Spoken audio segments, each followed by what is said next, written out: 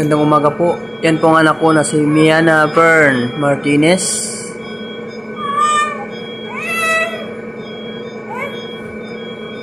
Ang sakit niya po ay yung bituka niya po ay umakyat na po sa baga.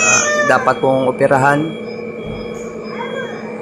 Kailangan ko po ng malaking halaga para po sa operasyon niya. Sa Maynila po kasi ito operahan eh. Kasi po, hindi po pwede dito kasi wala po silang mga gamit. Kaya humihingi po ako ng tulong sa inyo para sa anak ko. Kasi po, wala pa po siyang kabuwang sa mundo. Tapos, opera na bata.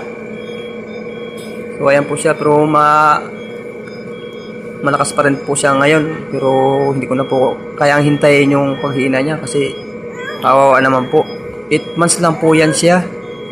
At ilang araw na rin po kami dito. Sabi po kasi ng doktor na dapat daw kailangan na maoperahan. Baka pumulupot po yung bituka niya sa baga. Baka hindi na po makahinga. So kahit sino namang tatay, kaya po mangyari sa kanya kasi siyempre po mga bata kawawa po talaga pag ganitong sitwasyon eh. Naigo-usap po ako sa inyo. Kailangan ko po kasi dalayan sa sa Maynila para operahan. Gumagawa din po ko ng paraan para maatis siya sa Maynila.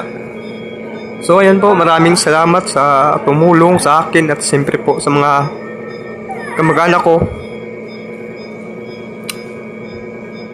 Gandang gabi po. Tulog na po siya kay kagabi wala pong ganong tulog. Kaya bawi muna siya ngayon. Tsaka po 3 araw na po yan na wala pong didi sa mama niya. Naawa na po nga ako kasi walang kalaman-laman ng tiyan niya.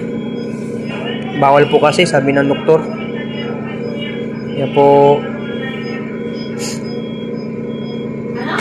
ganyan na po siya ngayon eh.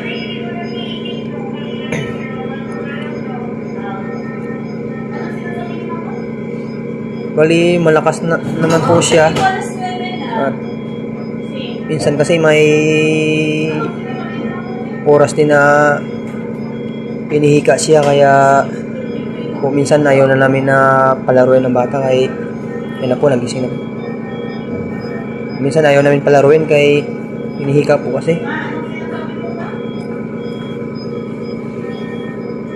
Awa-awa na po sa anak ko eh. Hindi man lang nakadiri sa mama niya. Sa loob ng 3 araw. Yun po, maraming pong salamat. Sino yan? Sino yan? Sino yan? Sino yan? Yan tuwang ko yan sa mukha. Sino yan? Ha? Sino yan? Sino yan ba? Ha? Sino yan? Hi, hello. Hello.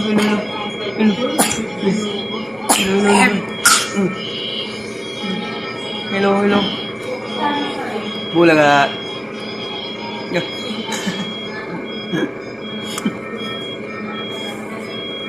Babay, dali.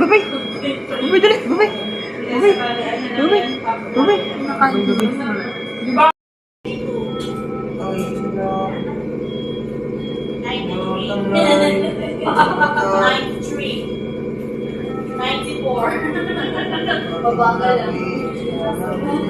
Sabi ni Pidong, isi ka lang. Dahan-dahan kumupag.